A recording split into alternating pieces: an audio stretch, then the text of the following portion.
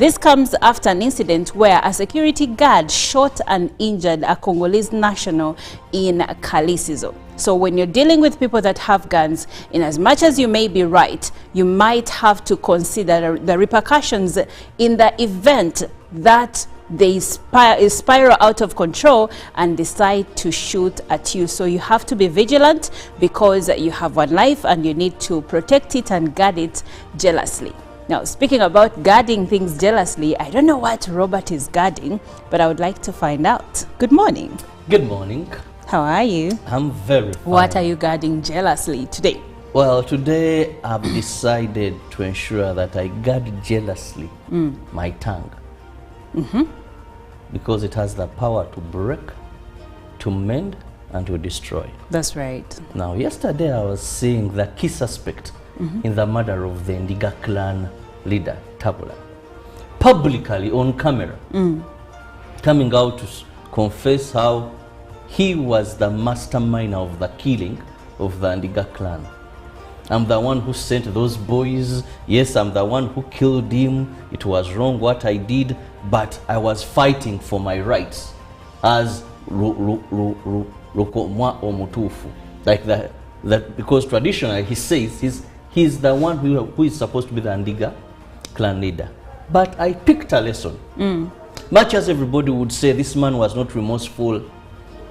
People, when you have power, when you're in leadership, and lastly, the things we do, this man did a very wrong thing. But when you listen to the sequence of things, some people will revenge. And this is a man who says, I tell my children, my grandchildren, carry on fighting.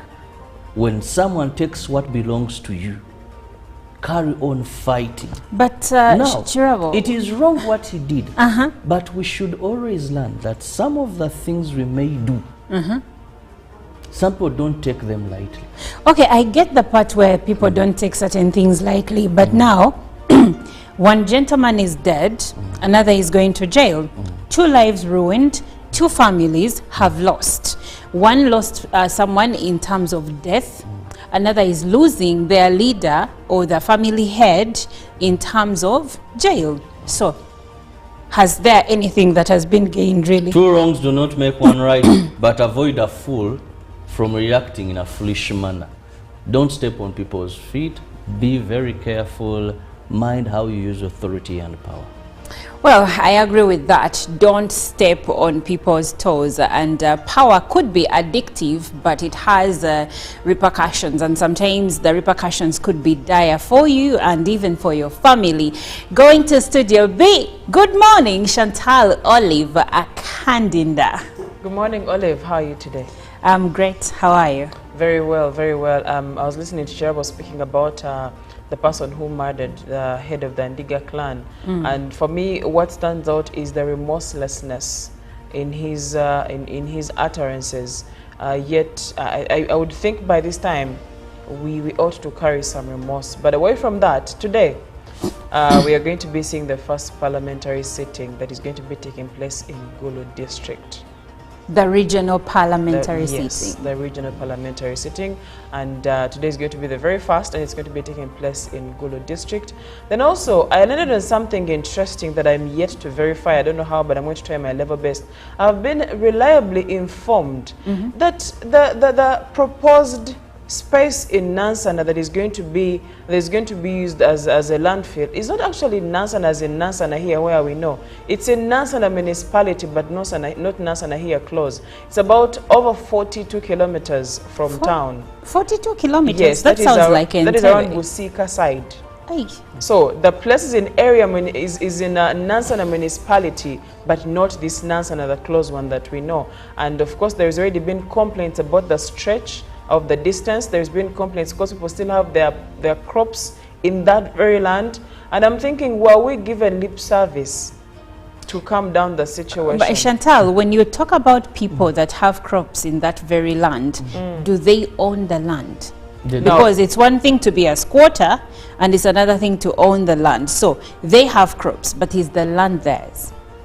Well, my point... The other challenge is, that land was purchased for a treatment center. Garbage treatment center. Not dumping. Now they are also rising up and saying, no, unless you first put a treatment center, then bring your rubbish.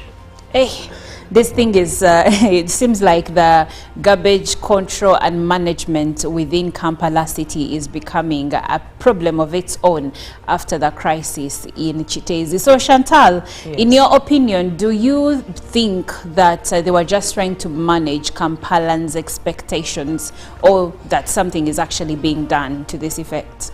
I am not going to put my stand on that, because I don't know what is happening internally when it comes to the parties or the stakeholders involved. But I think it is not right that we are given a certain set of expectations, which ideally it should have taken effect, because I mean there is a lot of garbage that is collected every single day in this town. So I'm imagining what is happening, where is it being dumped and all that. And then someone tells you, no, it's about over 40-something kilometers to get to where we're supposed to be taking them. And I'm thinking, how many trips does one truck have to do to get there? Look at the expenditure, look at the time spent on the road. It is still not making sense at this point. All right, Jerome Paul. Yes, Chantal has painted a certain picture over there, but good morning, first of all. How are you this morning? I'm doing okay. I don't know if I'm the only one who has noticed, but Chantal has a new hairstyle. Not that really. Okay. I think it's more like Chantal is in a rebranding or something. That would be the better word to use. Good morning, Chantal. And good morning to our dear viewer who is watching us this very morning. And well, of course, looking back at what has been happening in the past 24 hours, yesterday in one of the top stories at in the news, that is in our press, we were looking at President Museveni coming out to reveal that medical interns should meet own costs, according to what the New Vision had printed yesterday.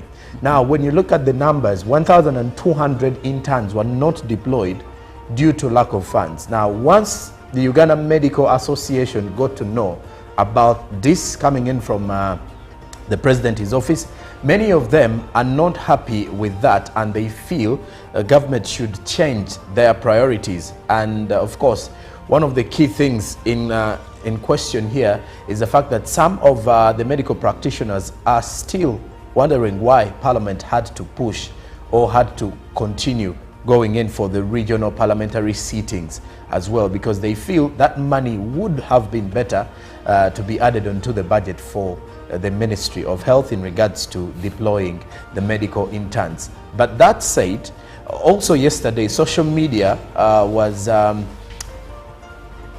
fire. Not so much of the fire coming in from the negative perspective, but the Speaker to Parliament on her visit to the Pope in Italy, Vatican, presented her twins to the Pope for blessings. And well, of course, one would say in the next few years to come, these twins would have the bragging rights in regards to those conversations we normally have in school, where you have to say, for me during my childhood this and this happened. These particular ones would be having the bragging rights that I got blessings from the Pope. I got blessings from the Pope. And I wish Ruben Pima was here, because he's the renowned Catholic on the team. I would ask him, why is it that this Pope seems to be extremely accessible compared to the previous ones? That's a question I would like Ruben to answer. But I think he's not accessible. Oh, I think he's only accessible to the political leaders. Twice in 1 year. Jerome, growing up, how many people did you know that could meet Even they were the saying, Pope that easily in 1 year? Even we had sayings here in Uganda. Yeah. To show how scarce it was. How scarce No, it but was. You know? Do you know why I'm ruling it out? Okay. This is because it is only one individual that we are seeing going in there for the second Well, time. one And it's too not many. the Pope coming back here. No, Well, yeah, and what we are saying with is someone, It is very easy. it gets a lot easier also to access them. So I believe she's established rapport.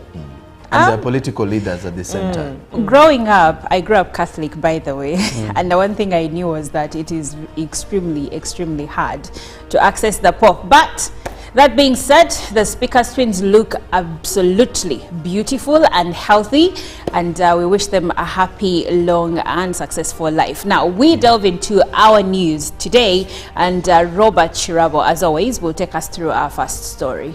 Well, we begin with the Prime Minister of the Republic of Uganda, Robina Nabbanja, who arrived in the Kingdom of Tonga, an island state in the Pacific region. Nabbanja is in Tonga to represent the President of Uganda, Yoweri Kaguta Museveni, at the 53rd Pacific Island Forum Leaders Meeting. The Prime Minister, Robina Nabbanja, was received by Uganda's High Commissioner to Australia, Dorothy Huha, who also oversees the Kingdom of Tonga and 9 other countries in the Pacific region. At Nakualofa Fua Amotu International Airport, Tonga Kingdom, located in the Pacific region, is popular for their male traditional dressing of shirts. The people of Tonga are also famous worldwide in rugby because they are strong men and women and are giant people. The population of Tonga is estimated to be about 100,000 people only. The Prime Minister on arrival was treated to a dinner with other guests from other parts of the world, attended by the Chief Prince of Tonga and his wife. The Prime Minister is also expected to attend several bilateral meetings, including delivering a message from President Yoweri Museveni to the Prime Minister of Tonga. The meeting is also being attended by Secretary General of the United Nations, Antonio Guterres. Now, coming back from Tonga, the police authority has cautioned the public over provoking people with guns, especially private security guards. Police spokesperson Rusoke Chituma says as police continue to engage with these private security companies on the training of their personnel, the public should be vigilant during casual dealings with them. The incident happened within Wamala Policing Region, Kalisizo, where a security guard of Neptune Security Company shot and injured a Congolese national identified as Bonane. The incident has attracted investigations and queries on the training mode for security guards. Police have called on the public to refrain from provoking people with guns. Also, over the weekend, police carried out operations in different hotspots within Kampala Metropolitan in areas of Luzira and Kisenyi, where several criminal gangs were neutralized and 12 suspects arrested. Security intelligence organs have cautioned the public not to move with bulk cash, as criminals are at a lookout to take such people as viable targets. Police advise the public to utilize available and emerging digital platforms to carry out necessary transactions. Also in Kampala, police arrested Mayanga Hassan for assaulting and robbing a university female student. It is alleged that Hassan and his accomplices, still on the run, ambushed a Victoria University female adult, Arinitwe Macklin, and robbed her valuables. Upon arrest, Hussein was found in possession of a hammer and other stolen items. Police intend to use information from Hassan to apprehend his accomplices. And moving on, Nansana Municipality and Municipality Council acquired a 32-acre land in 2018 for construction of a garbage treatment plant. However, in recent meetings held with city mayors and metropolitan leadership and the office of the Prime Minister, it was resolved that Memvu in Nansana be used as an alternative dumping site for Kampala. The decision follows the expiry of access permit to Nkumba dumping site in Katabi Town Council. When UBC visited the site, they found no visible preparation or sign indicating that the land is being developed as a future dumping site. Local residents expressed dissatisfaction with government's resolution, showing clear opposition to the plan. The local leadership, led by the Speaker to the Council of Busukuma, Nakabale John said the land was acquired with the aim of setting up a treatment plant and not a dumping site. The community wants government to first set up a treatment plant before allocating or relocating any garbage disposal in the area. A 20-acre under Nansana municipality borders the 12 acres belonging to Kira municipality. While the leadership of Kira has permitted KCCA to use their portion as a dumping site, Nganda's leadership is firmly against this decision. Amidst the ongoing confusion, KCCA's struggle to find an alternative dumping site, private companies responsible for garbage collection in the city are facing significant challenges right now. Now, in other news, Uganda Police Force and the UPDF has assured the public on the security ahead of the 28th regional parliamentary sitting that is scheduled to take place at Kaunda Ground in Gulu City. This was during a joint security meeting brief at Northern Uganda Media Club. While speaking to journalists in Gulu City, the police spokesperson in charge of Aswa River Region, ASP Ongom David Mudong, cautioned the public against self-seekers who mislead them. The 4th Division UPDF spokesperson, Major Peter Mugisha, urged the public to allow Northerners benefit from parliamentary sittings.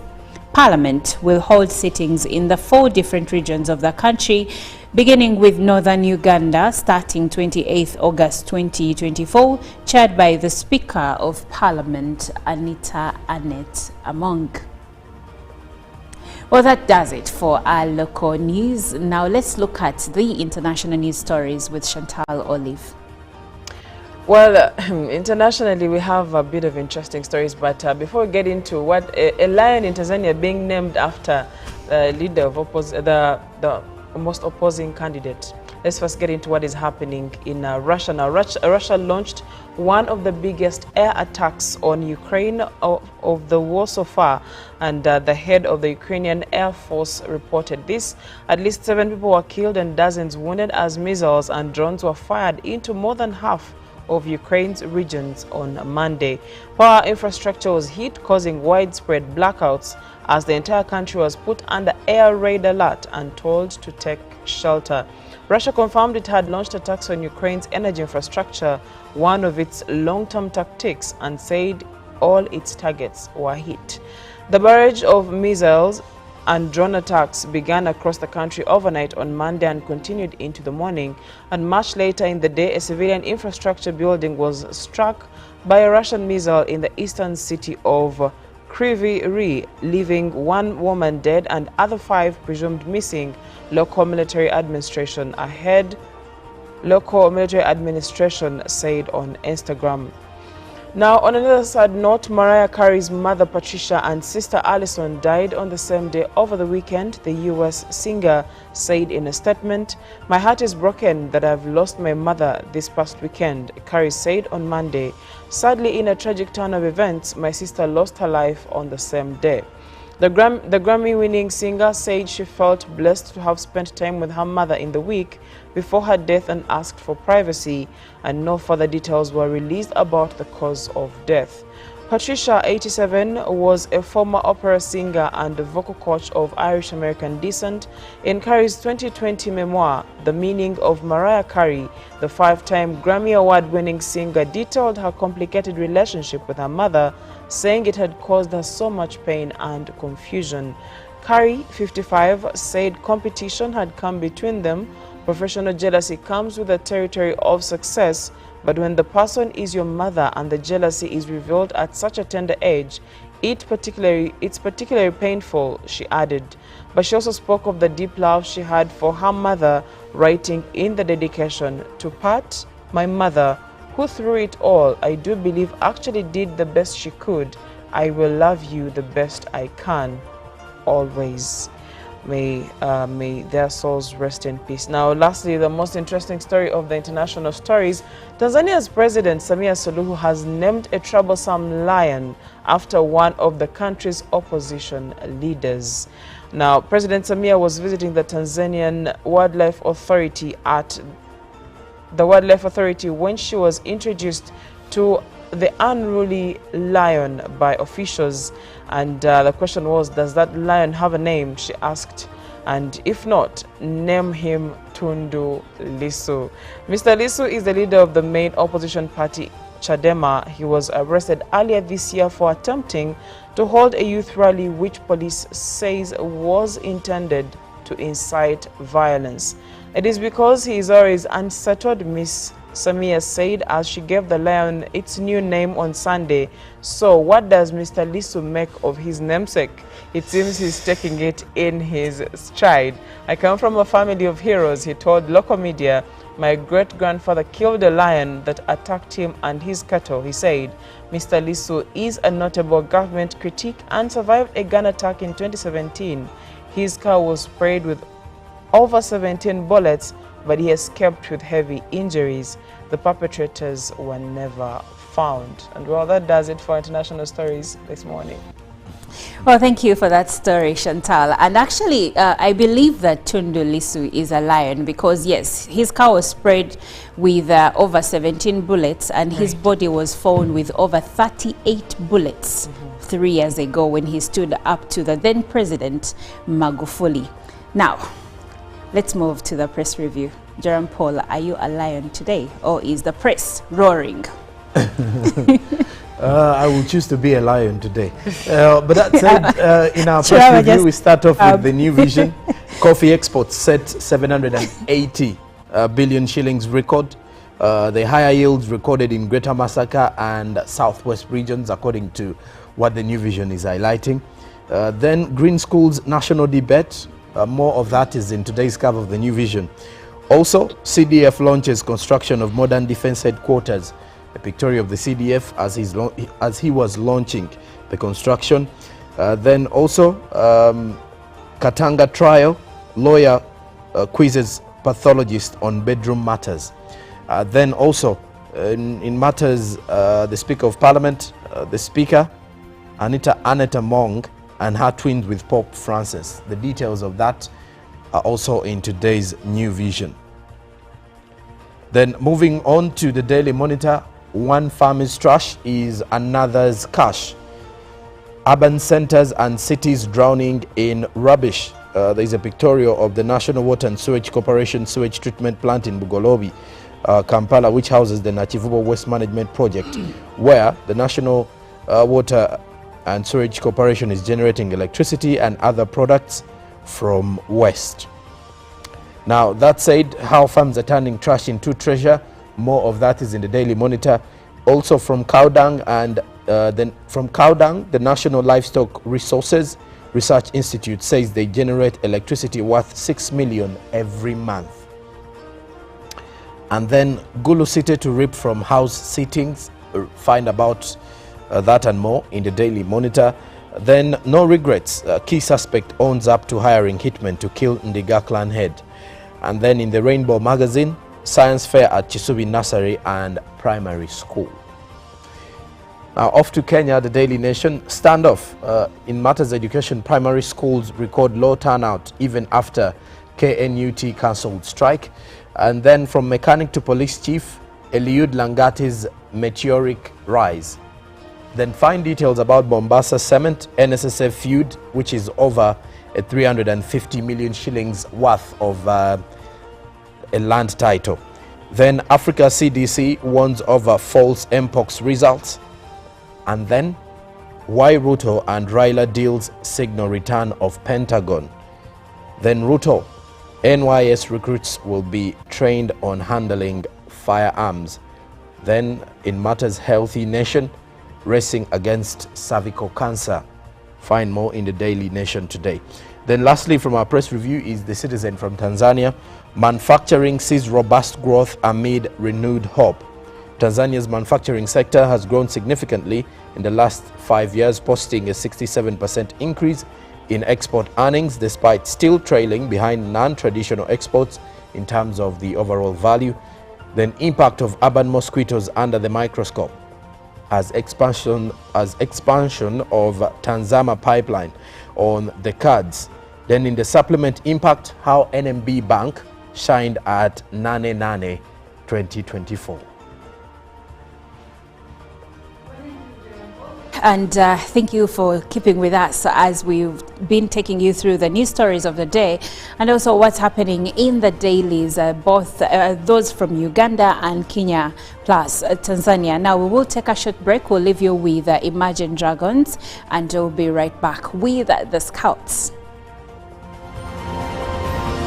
Live from UBC Studios in Kampala. Will be able to handle it. So start the day with stride and know that whatever you set your mind to, you're going to win.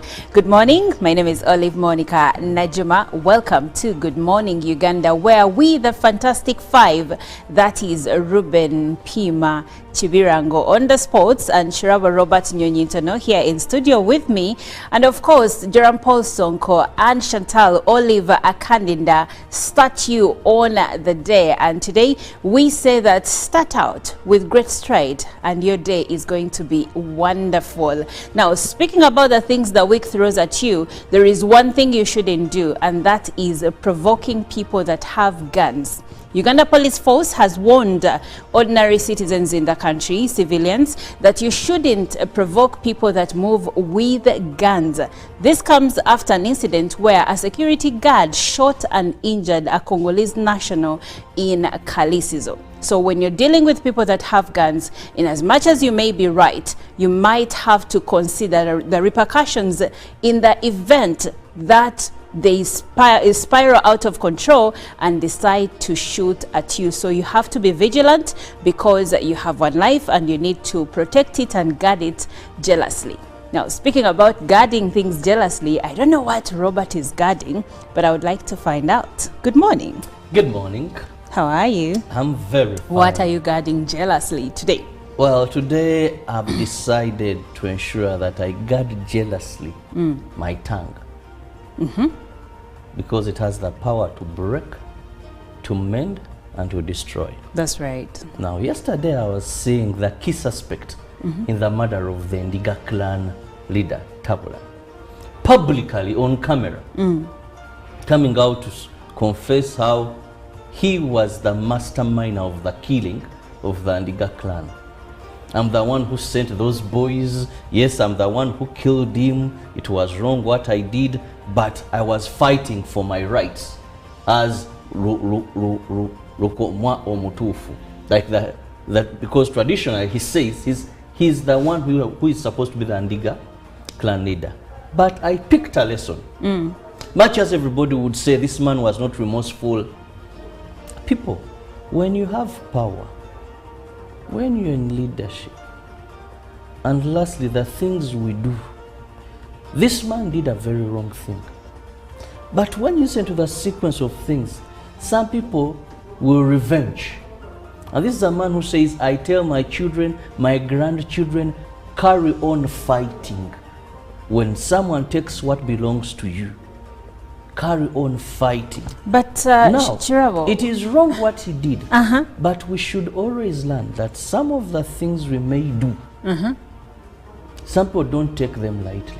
Okay, I get the part where people don't take certain things lightly, but now one gentleman is dead, another is going to jail. 2 lives ruined, 2 families have lost. One lost someone in terms of death, another is losing their leader or the family head in terms of jail. So, has there anything that has been gained really? 2 wrongs do not make one right, but avoid a fool from reacting in a foolish manner. Don't step on people's feet. Be very careful. Mind how you use authority and power. Well, I agree with that. Don't step on people's toes, and power could be addictive, but it has repercussions, and sometimes the repercussions could be dire for you and even for your family. Going to Studio B, good morning, Chantal Olive Akandinda.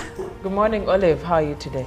I'm great. How are you? Very well, very well. I was listening to Herbal speaking about the person who murdered the head of the Ndiga clan. And for me, what stands out is the remorselessness in his utterances.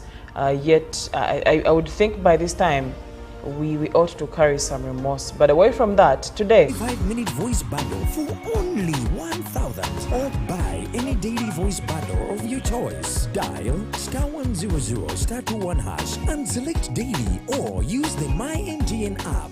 When we talk together, we are unstoppable.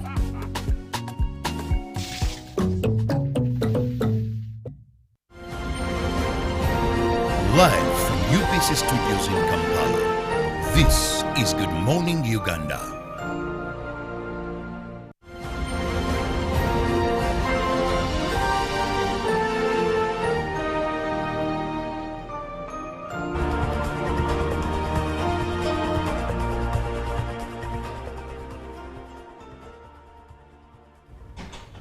It's Good Morning Uganda. It's Good Morning Uganda Newsreel. My name is Olive Monica Najuma, and time check is 7 minutes past the hour of 7 o'clock this Tuesday morning.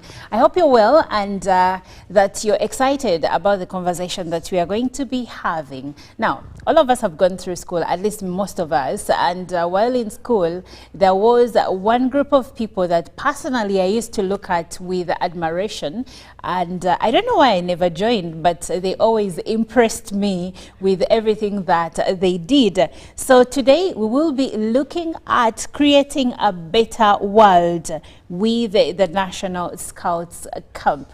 What does that even mean, creating a better world? I believe that Scouts have their vision and their objectives are something I could relate to, maybe Rotary as well, because the objective is to give back to society and help society in one way or another. But like I said, I never joined, so someone else will help us understand the objectives, the visions of the Scouts in Uganda, but also across the world. And I'll be having this conversation with Mr. Uthman Mugoya, who is the camp chief, and also Miss Nyimahoro Alice, who is the National Chief Commissioner. And my name is Olive Monica Najuma. Mr. Mugoya, you're welcome to Good Morning Uganda. Thank you very much. How are you? I'm okay. How are you? You look smart. Thank you. Like I said, I always admired the Scouts, the uniform, are they still all called Scouts and Guides, or now it's generally Scouts? Thank you. We have Scouts, both which are male and female. Okay. Then we have Guides. Guides is a different section, but for Scouts we have both male and female, but for the Guides it's only female, so yeah. Oh, okay. Yeah. I get it now. I don't know why, for some reason I always thought that the Scouts are the males and the Guides are the ladies. Yeah, before it was like that, okay. But then we felt with this world of inclusion, it's very bad to segregate and say this is female, this is male. So we had to bring them on board. Yeah. Okay, that's why today we have actor. We no longer have actresses. Everyone is called an actor today. Yes. All right, so like I said, I have Miss Nyimahoro Alice, who is the National Chief Commissioner. Good morning, Mom. Good morning. How are you? I'm good. How are you, dear? I'm fine, and I'm glad to have you this morning. So I understand that there is a National Scouts Camp that is it already taking place, or it's on? It's on, eh? It's on. Okay, and I'm looking at the theme, which is creating a better world. And that's where I would like to start, Miss Alice, to ask, what does the theme creating a better world mean, and how do Ugandans resonate with it? Thank you, Madam, for that good question. Creating a better world, to us as Scouts, or what we do, we innovate to make sure that it makes changes, and the world, there is a way the world is improved on. Yes, Madam. Okay, and Mr. Mugoya, first of all, help us understand the objectives, the vision, the purpose of Scouting. Thank you very much. We're going to drive it from the point of our theme, creating a better world. You find that in this world, everyone wants to live a good life. Yes. But how do we live the good life we dream of? It's you and me to create that environment we want by adding on what we already have you find that currently we have a challenge of global warming. But a few people are talking about it, yeah, especially in our localities.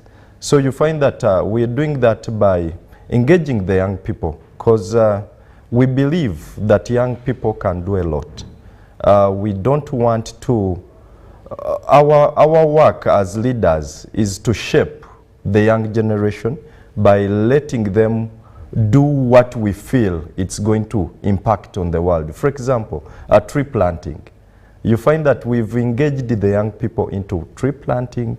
We've engaged them in different activities. Like today, they're going to have community engagement. This community engagement around the camp, the community around the camp, they're going to benefit that that community is going to be cleaned.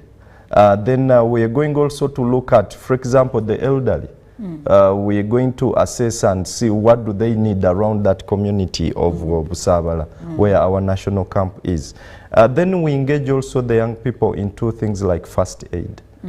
You find that currently we study until you reach senior 6 or university, or many times you find that some people even will reach senior 6 without knowing what they want to do in life. That's right. But with this generation, through scouting, we are trying to mentor them from a young age. For example, if we engage you in first aid, what do you want to become? Through that engagement, through the training we are giving you, through the skill. Then we have, in scouting, we've created 3 sections. We have the Sea Scout, or we call them the Navy Scouts. Now, these Navy Scouts, we are training them into life skills on water. You find that these are the young people who are going to take over the section of water, like maybe become captains on the ship, maybe lifesavers and all that. I'll give an example. If we have well-trained people during the time we had a challenge on Lake Victoria, where one of the MV Templar. Yes. If we had people who had skills in life saving on water, I believe we would have saved lives. So through our partners, for example, UNRWA, they have put up a tower, a watch tower, at our campsite, which is next to Lake Victoria.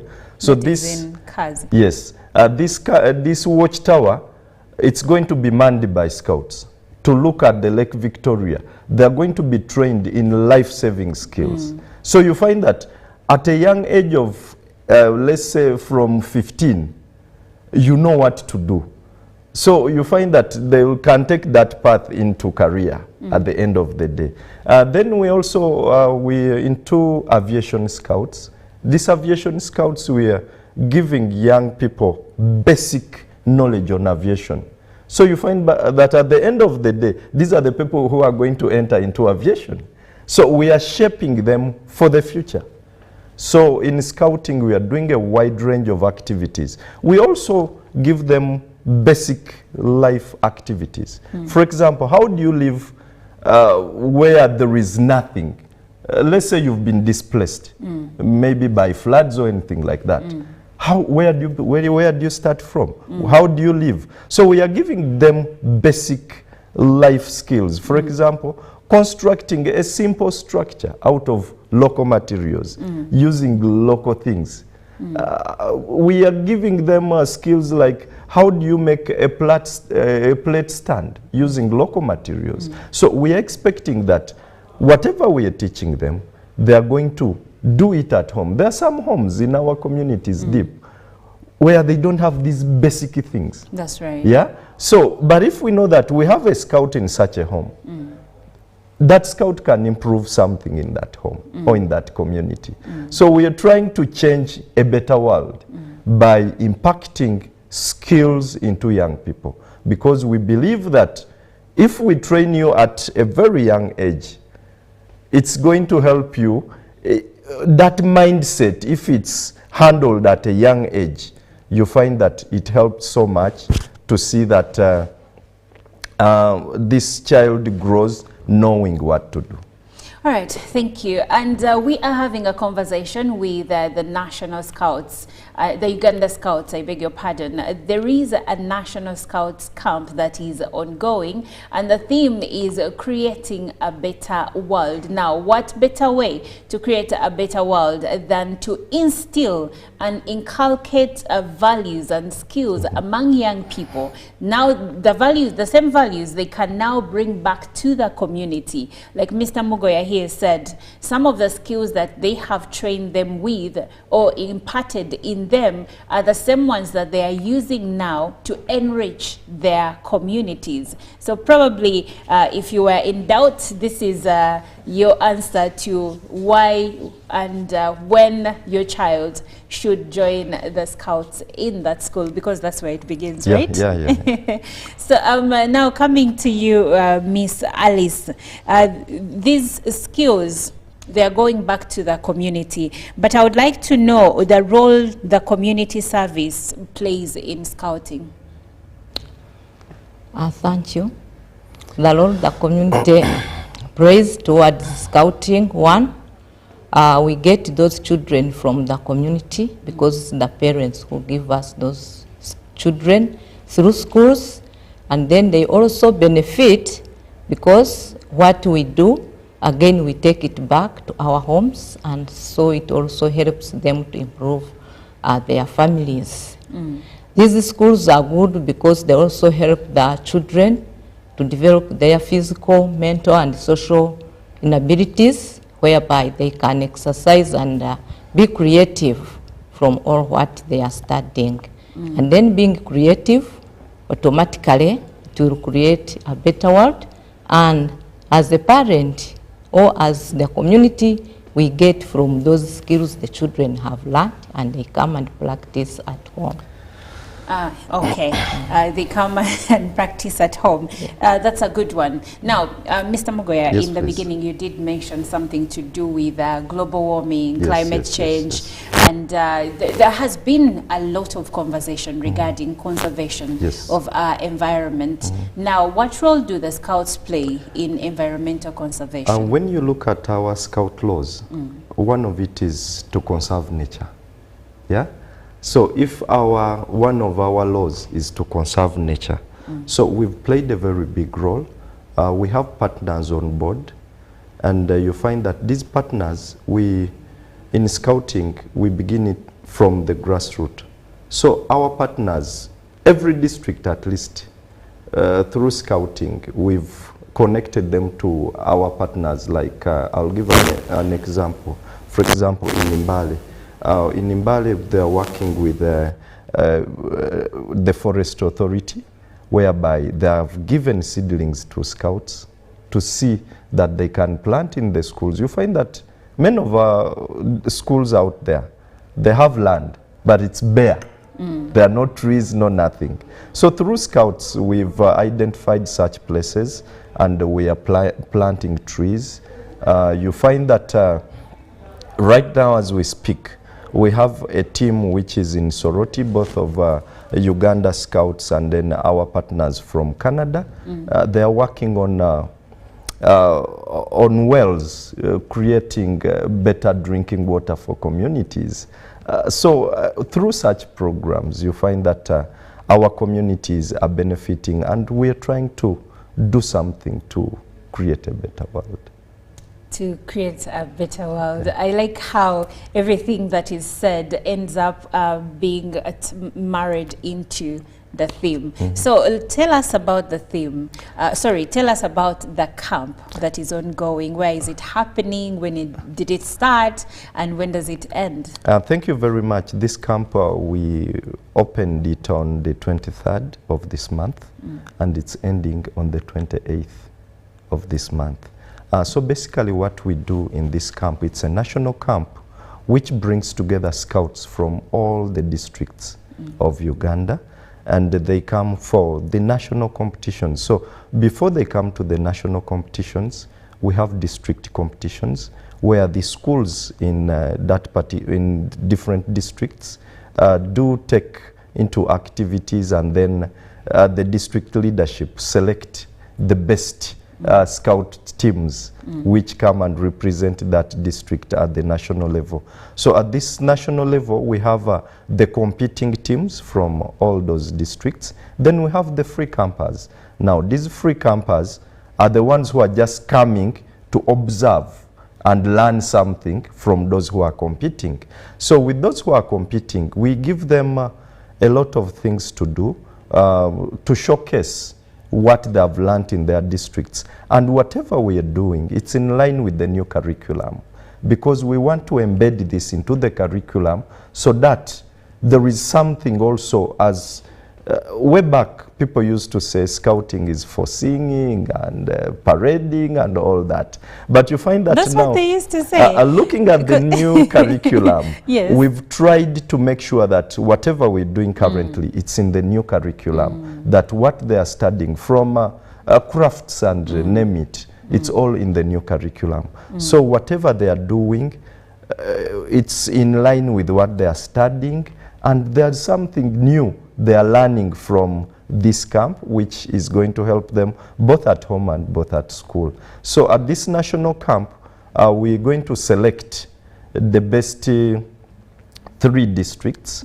And this best 3 districts, both male and female, they are going to represent us at the zonal competitions, which is going to be in Nairobi in December. That's the East African competitions. So it doesn't stop there. Then those who will qualify, they also go for the African Jamboree, which I think it will be selected in August for next year. August next year, then in 2026, that's when that team will go at the African level to represent East Africa. So you find that there is that exposure as well. There is networking. Yeah. So we're trying to make sure that we do something to impact into the lives of the young ones. Ah, amazing. And have we, as Uganda, been at a level where we've been representing East Africa? Yes. We've been doing well. When you look at the continent, Africa, Uganda is one of the best scouting NSO, that's the National Scout Organization in Africa. We are doing well. Our competitors currently, we're having Kenya and Nigeria on the continent. But when it comes to the activities and then having the best trainers, Uganda has the best trainers on the continent and in the world as well. Because of recent, even 2 days ago, I was in Egypt in the World Conference, and you find that even Uganda, one of our scouts was recognized with the highest medal. That's Dr. Maggie, Professor Maggie Chigozi, was recognized with the highest medal in the world under scouting. And in Africa, it's the 3rd medal of that kind. So you find that we're doing It's the 3rd medal of that kind. Yes. Are the other 2 from Uganda as well? Or the 2, one is from Madagascar and another one is from Niger. Ah, yeah. Okay, we are doing great. Yes. We are doing amazing.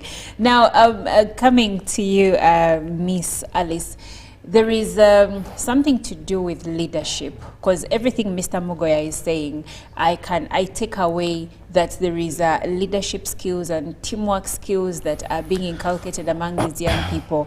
But I would like to know how exactly scouting fosters leadership and teamwork skills in broadly. There is that skill of leadership.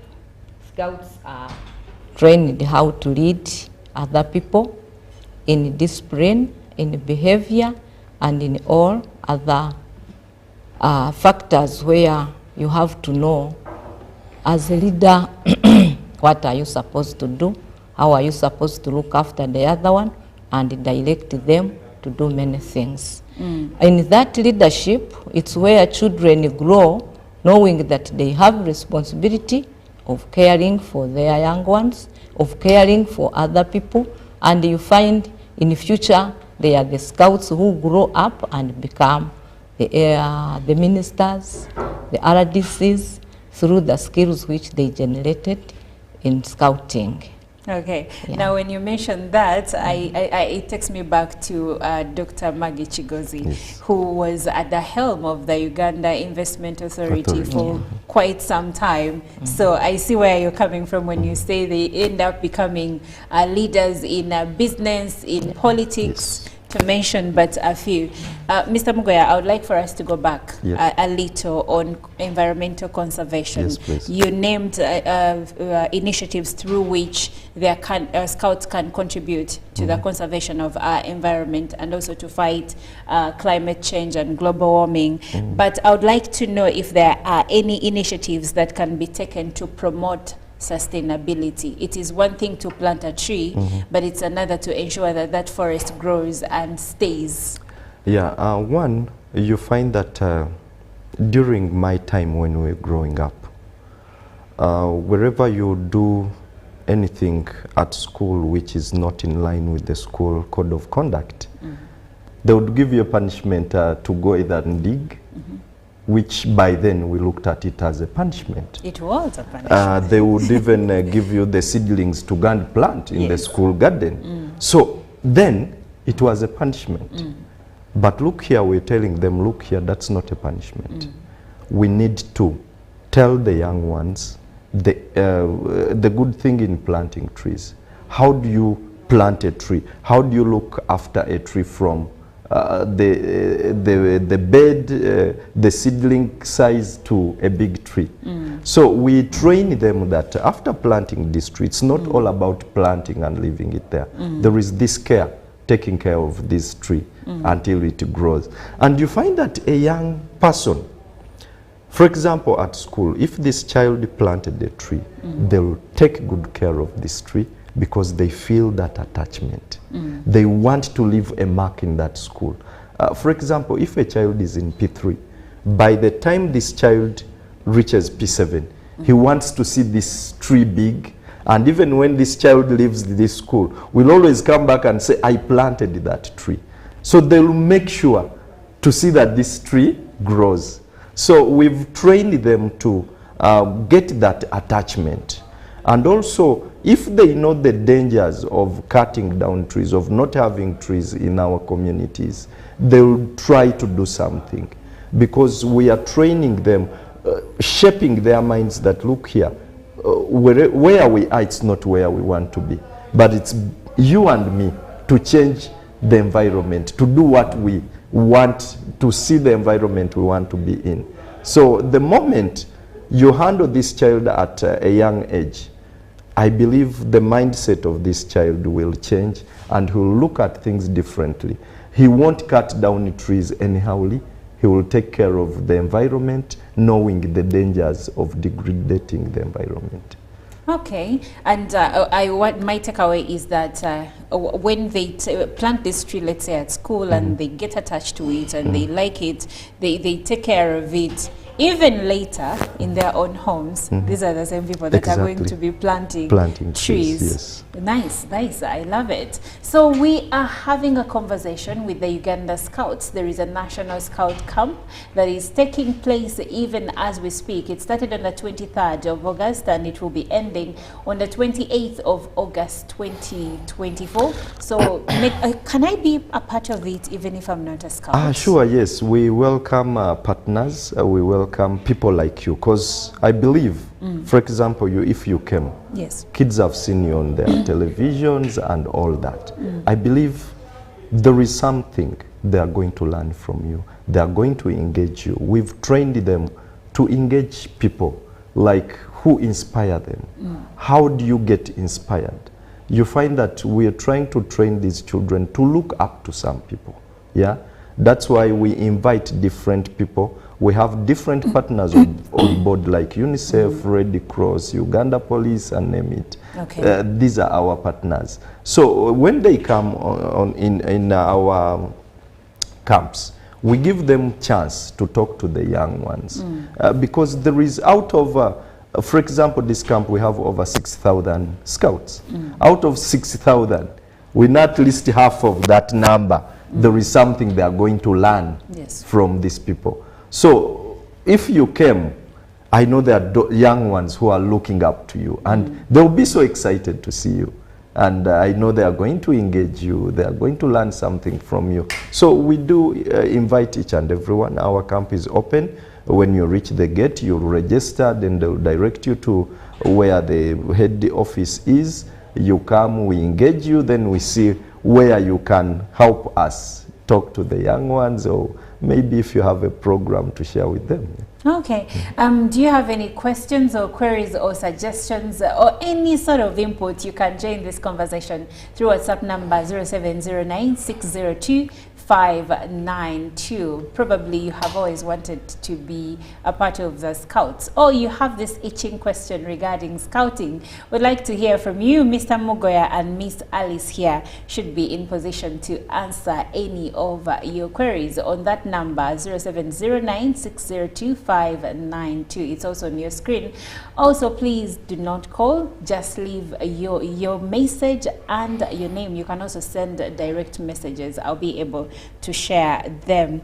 Now, still on Scouting, Miss Alice, what does it mean to be a global citizen? To be a global citizen, it means that you are going to be helping almost all the countries in the whole world. As you study, of course, you will not help your country only, like in teaching, like in doing other work. You find that we have that kind of partnership with other country, and so they benefit because you are working with them differently out from your country, and you go in another country. For example, like how they are from Cairo, that is also one way of global development. You find different countries again meeting somewhere in another country, combining their skills and knowledge, discussing different things concerning Scouting. So in that way, you find that Scouting is helping to develop the world in many different ways. Maybe to add on what she's saying. We, for example, the young people, we've created what we call a youth forum, which is also ongoing. This youth forum, 10 youth are selected from each district of the country. They come together to dialogue, to come up with their resolutions, how they want, because this movement is for the young people. The Scout movement is for the young people. So we involve them, that whatever they bring on table, we see how it fits in our strategic plan. Which strategic plan? As Uganda, we share it with the zone, that's East Africa. And then we have a team which sits on the East African Committee. Then they share it with the African Committee, which African Committee share it with the World Committee, where I've been sitting in Cairo. So their views, you find that they are represented on the global level, whereby their views, for example, if a suggestion came from Uganda and it's passed at the global level, it's going to work globally. So there is that contribution, there is that involvement in everything we do, that from the young age, they know how to make right decisions, they know how to make right resolutions, which come into our strategic plan, which strategic plan we go widening it until it reaches the global level. So their involvement, there is a lot you find that they are doing which is helping globally. Okay, and so everything has been said, but there is one part that I haven't had, and there is being a global citizen, but we also know that globally we have also become a digital village. Yes. So has Scouting included technological skills as it impacts the young people of our nation? Yes, thank you very much. We've done that because there is no way we can run away from technology, because artificial intelligence is taking over. Yes. So we have to prepare these young ones. Yesterday, I had in their youth conference, I was one of the facilitators because I'm in that field of artificial intelligence. Yes. So we try also to train them, not only just leaving them to the world, because you find that technology has come with a lot.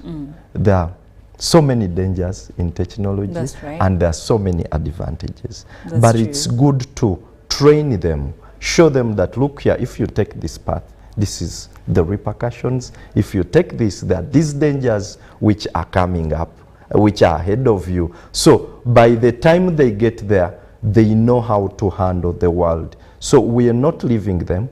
We are making sure that we are training them in each and everything which is happening currently.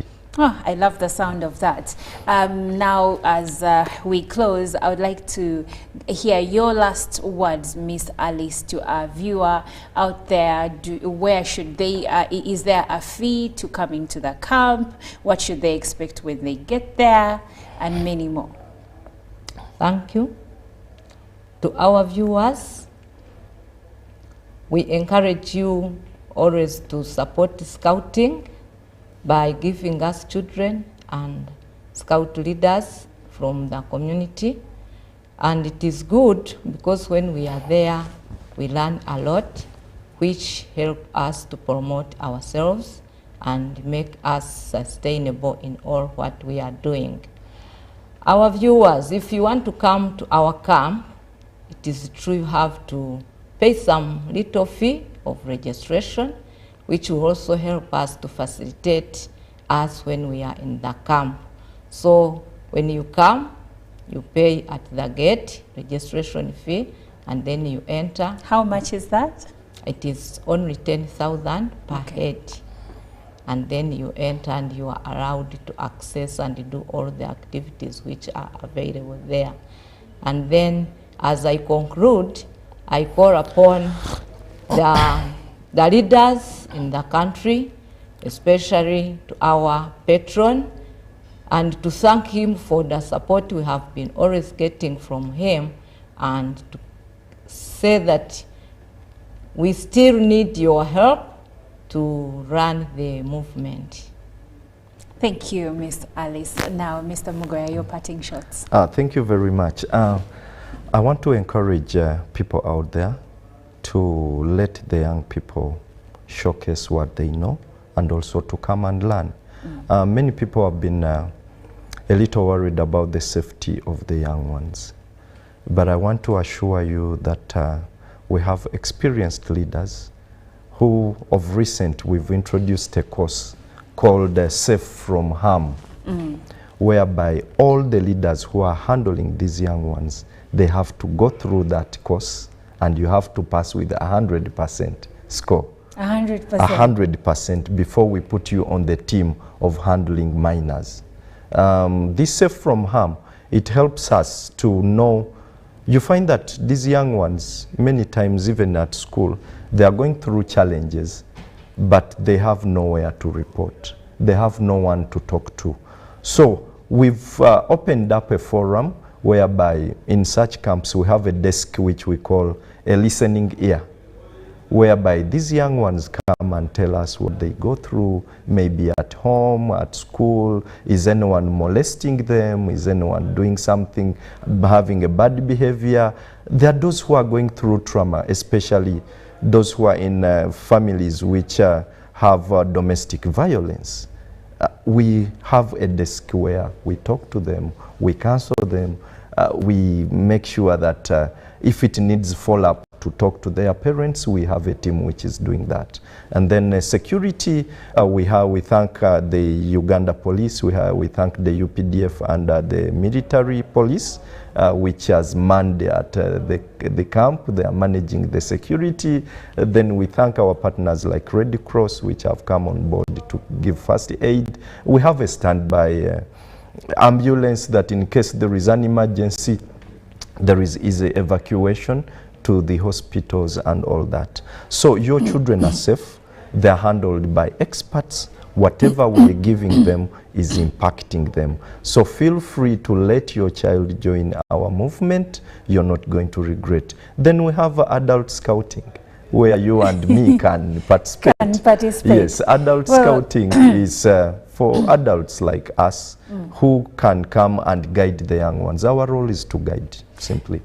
Well, thank you so much, Mr. Mogoya and Miss Alice, for having this conversation with us and for inviting us to the National Scouts Camp. Now, if you're out there and you'd like to be a part of it, it is taking place in Kazi. All you have to do is pay 10,000 shillings as registration at the gate, and then you'll have full access to the entire area, and you will be able to watch and enjoy some of the activities that are going on in there. Well, my name is Olive Monica Najuma, and we can't go any further than this, but Good Morning Uganda does continue. Jerome Paul is coming back with the business updates.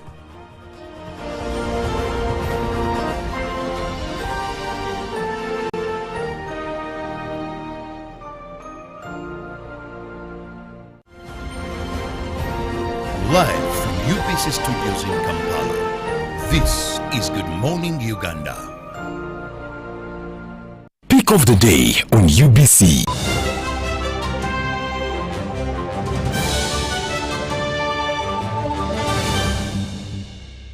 Was brought to you by I'll call you every day, yeah, yo, baby, don't know. You can now get all the Chibuzi out with MTN voice bundles. Call all networks. Kubei Dondoro. Buy a 25-minute voice bundle for only 1,000, or buy any daily voice bundle of your choice. Dial *100 *21 hash and select daily, or use the MyMTN app.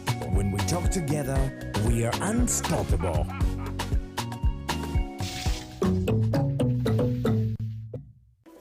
In a nation hungry for truth, a world where every story matters, there exists a beacon of trust and reliability.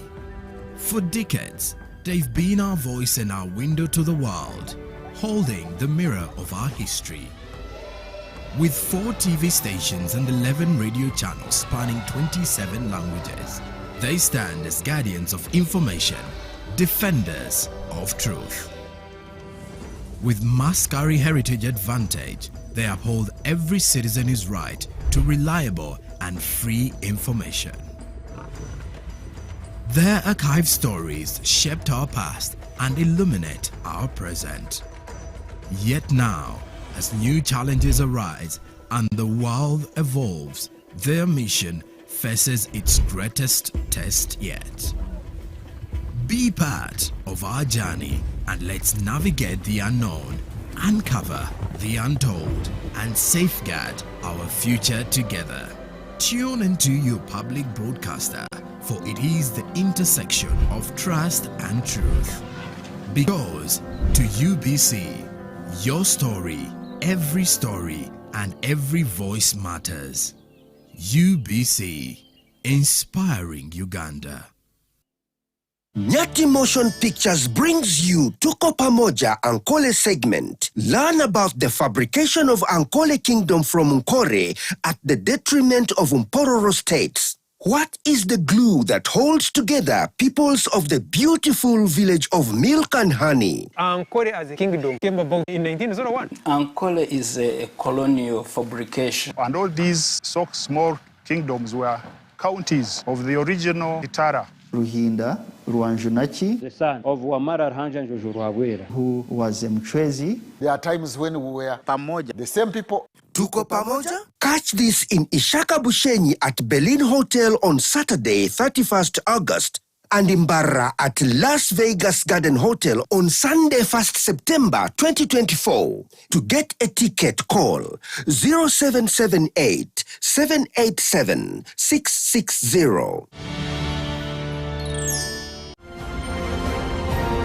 Live from UBC Studios in Kampala, this is Good Morning Uganda.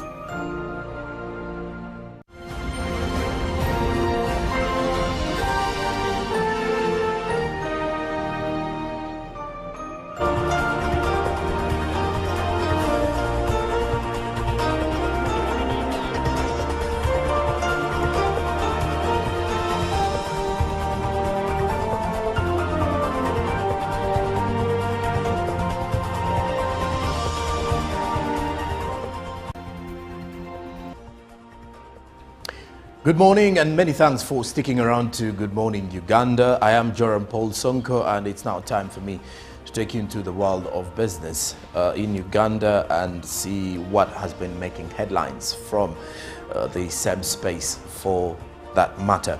We are down 2 months since the start of the financial year, as the month of August will be coming to the end of the year, meaning we have served half of the first quarter of 2024-2025 is fiscal year. How far have you gone? And well, with the disbursements also from the Ministry of Finance, Planning and Economic Development, more of the developments are yet to come from the SEM ministry. But that said, I start off with our business updates this particular morning in regards to the Uganda and the Democratic Republic of Congo pact, because the conflicts which broke out between the fishfolk of the Democratic Republic of Congo and in Uganda will be addressed following a bilateral meetings under the third ordinary session of the Council of Ministers under the Lakes Edward and Albert Fisheries and Aquaculture Organization held in Kinshasa, the Democratic Republic of Congo.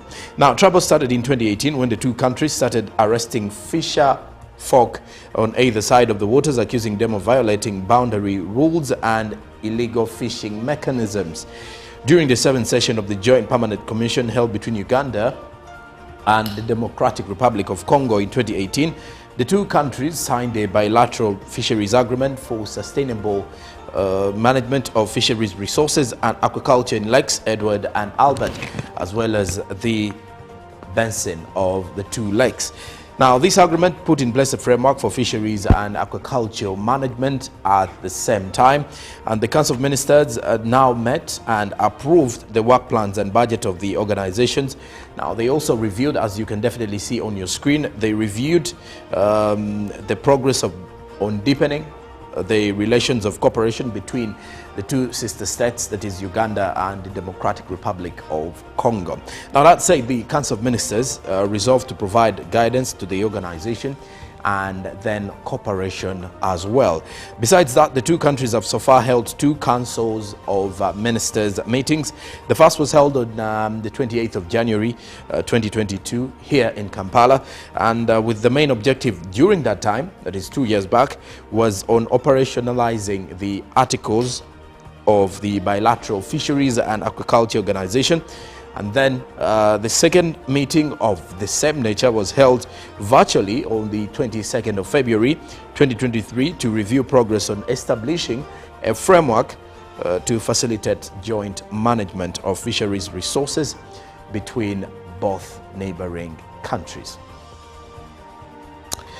Well, now away from that, we head to the developments of the East African Crude Oil Pipeline project, or looking at the developments of Uganda's oil and gas with high hopes and optimism that Uganda will receive its first drop of oil come 2025. Now, that said, there are quite a number of individuals that have been arrested following arrests in regards to the oil pipeline. Well, over the years, many of the climate change activists have been heading out on the streets, and others throwing in their activism thoughts on social media in regards to the East African Crude Oil Pipeline project on different platforms. Many of these activists in regards to addressing matters climate change do believe that the East African Crude Oil Pipeline project does not seem to be addressing the many topics, or does not seem to be addressing the bigger picture when it comes to climate change. And matters relating to that have led to arrests of 18 individuals in regards to the same situation. Now, one may wonder, over the years, as the conversations rotating around climate change with the ongoing COP27, you get to realize that also the oil and gas sector in Uganda is one of those that has highly been put on the viewers list in regards to the many who believe that this particular project does put the country at risk in regards to addressing climate change, or does put the environment where this particular East African crude oil pipeline project is set to pass and the neighboring districts as well. Now, looking into the developments of the same, police in Kampala yesterday arrested the 18 individuals who are marching to the Energy Ministry to deliver their petition to Minister Ruth Nankabira, expressing their concerns over the planned construction of the East African crude oil pipeline project. Now, the arrested individuals are part of more than 50 students from various institutions under their umbrella body, Students Against EACOP Uganda, and a section of EACOP project affected persons, that is PAPs, who are opposed to the building of the pipeline project. Lukaway Sijire, the Kampala Metropolitan Police Deputy Spokesperson, further confirmed these arrests. He's revealed that they are holding 18 people who had gathered or assembled unlawfully with the intent to march to the Ministry of Energy, and they are currently being held at the Central Police Station, or CPS, in Kampala on charges of holding. They added that they are aware that this is the same group that has been moving to the Chinese embassy, and they were moving to the Chinese company in charge of oil drills. And this group, according to Luka Waisijiri, is very resilient because every week they are arresting quite a number of people in regards to the same. Well, that said, we now turn our focus onto the financial market space by looking at the Forex updates to see how the shilling has been faring against the various foreign currencies in the past 24 hours. Please do note that these updates do come in from the Central Bank of Uganda, and they are updated 3 times daily. By morning time on Monday, the US dollar was buying at 3,709.82 Ugandan shillings, while selling at 3,719.82 Ugandan shillings. Moving into midday, the US dollar was buying at 3,709.50 shillings, while selling at 3,719.50 shillings. And then the US dollar was buying at 3,709.41 shillings, while selling at 3,719.41 Ugandan shillings. Now, looking at the Great Britain pound, closing time, it was buying at 4,898.28 shillings, while selling at 4,911.48 Ugandan shillings. The euro was buying at 4,148.23 shillings, while at the same time selling at 4,159.42 shillings. The Kenyan shilling was buying at 28.76, while selling at 28.83 Ugandan shillings. Now, that said, the Tanzanian shilling was at 1.37 shillings, while selling at 1.37 shillings. Then also the South African rand was buying at 208.87, while selling at 209.44 shillings. That is as of close of business yesterday, meaning less changes are highly expected as of opening business Tuesday. Well, that does it for Tuesday business this morning. Chantal Oliver Candida is here with traffic updates. Stick around. Good morning.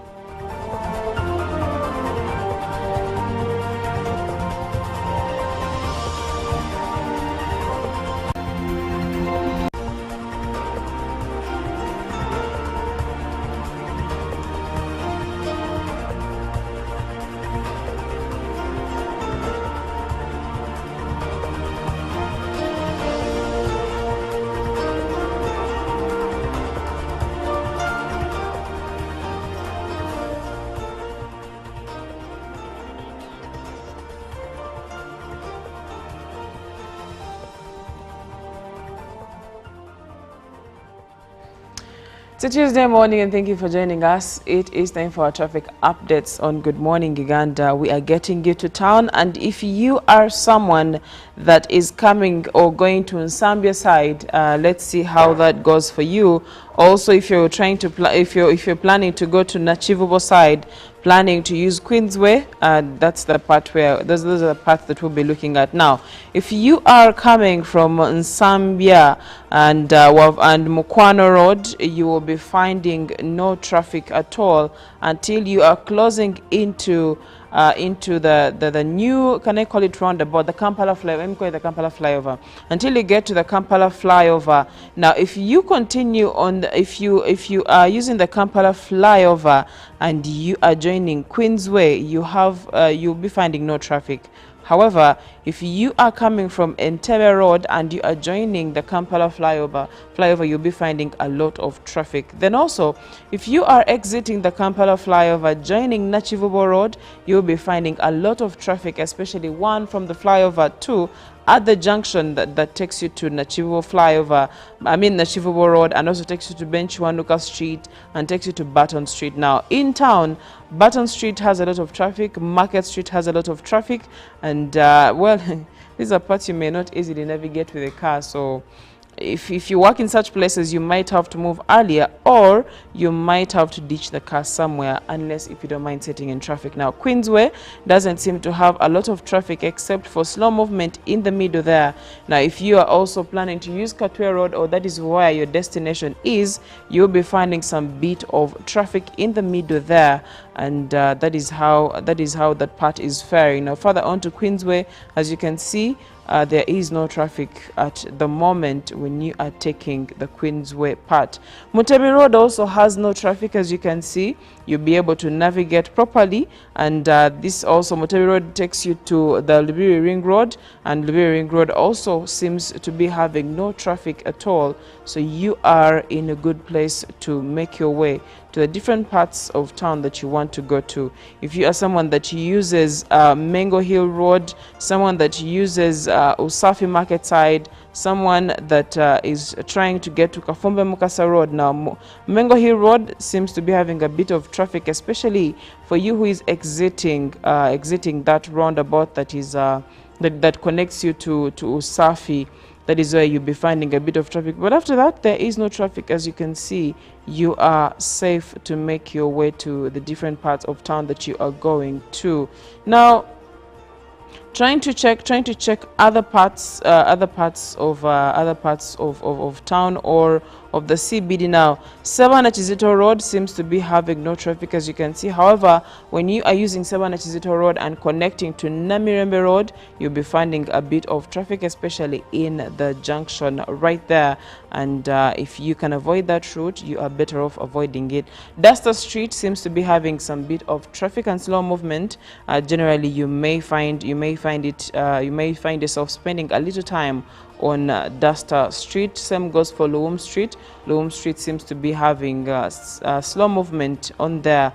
Well, it's a busy town usually, and by morning it starts to get to business as usual. Now, Mukwana Road has no traffic, as you can see when you are connecting from Nsambia Road, but I cannot guarantee that by the time you get to the junction that has the road that takes you to Press House, but also the one that has the roundabout, the Mukwana roundabout, I cannot guarantee that you will not be finding traffic, because it goes without saying that this place is usually mad with a lot of traffic. Same goes for 8th Street, but 7th Street and 6th Street usually are safe for you to use in case you're planning to use them to connect to another place. And well, that does it for our traffic updates this morning.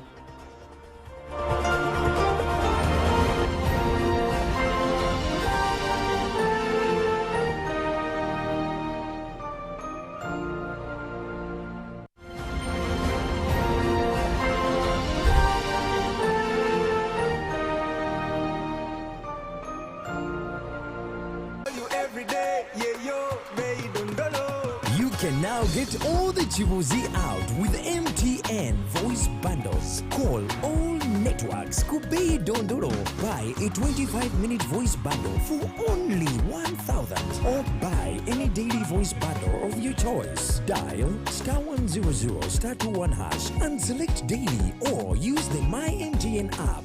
When we talk together, we are unstoppable.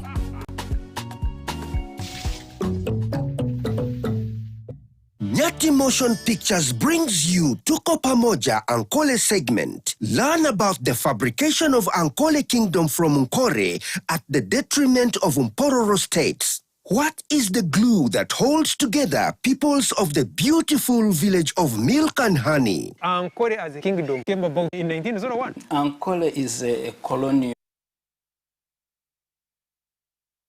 Were counties of the original Itara. Ruhinda Ruanjunachi, the son of Wamara Rhanja Njojurwabwera, who was a Mchwezi. There are times when we were Pamoja, the same people. Tuko Pamoja? Catch this in Ishaka Bushenyi at Berlin Hotel on Saturday, 31st August, and in Barra at Las Vegas Garden Hotel on Sunday, 1st September 2024. To get a ticket, call 0778 787 660. Juko. Yo. Check the shopping, man. What's your secret? Haven't you heard of the parish development model, PDM? Yes, I did, but I thought it was just a talk. No, Sebatia. It is real. I and a few friends together formed a circle, accessed money from the PDM, invested in a portrait project, and now things are moving. Juko. I thought I was one of your friends. You are. But you left me behind. I didn't leave you in poverty. But what you do, just visit your LC2 chairperson and your parish chief and start the process of economic transformation. Just like that.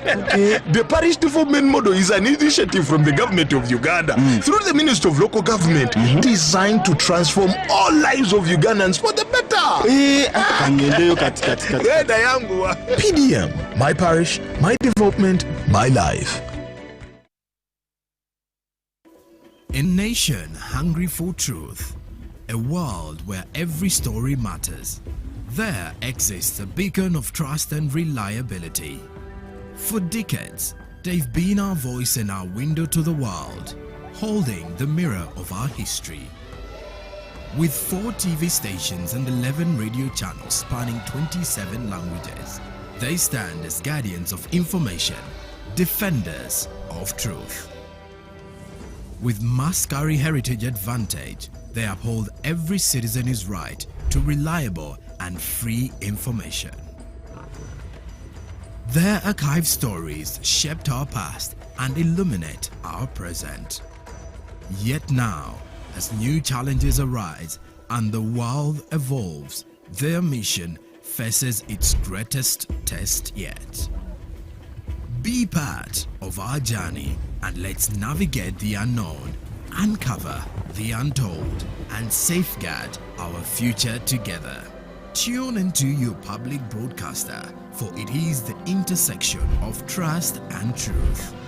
Because to UBC, your story, and every voice matters. UBC, inspiring Uganda.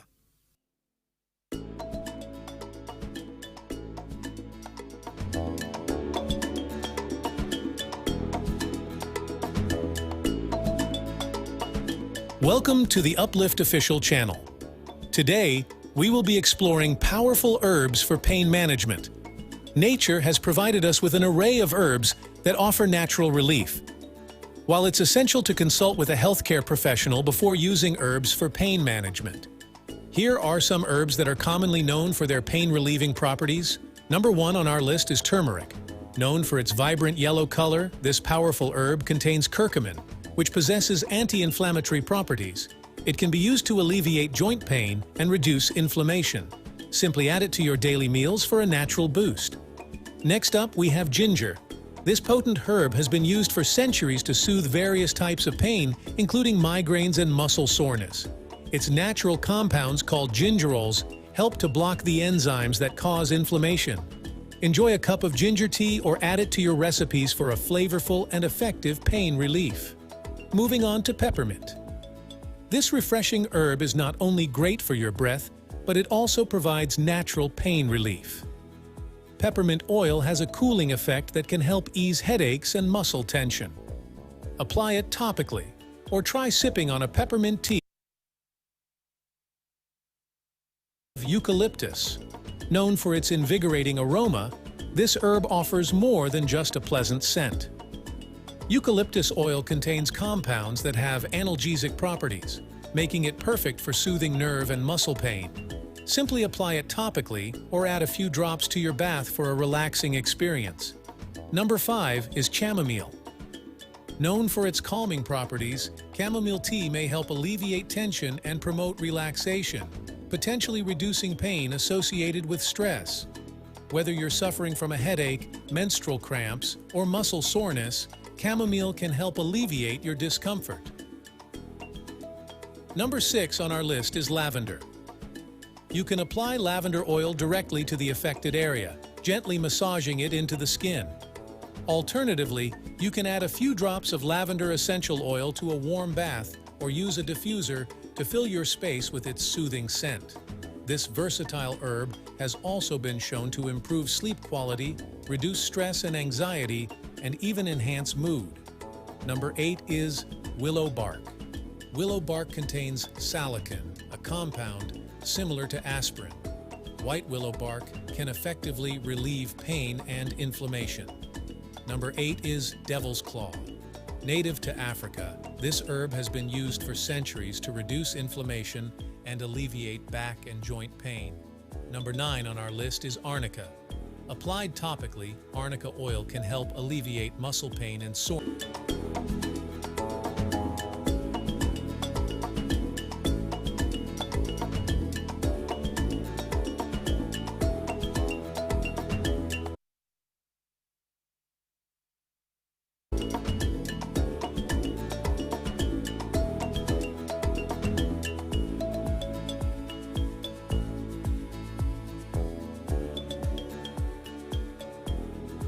Live from UBC Studios in Kampala, this is Good Morning Uganda.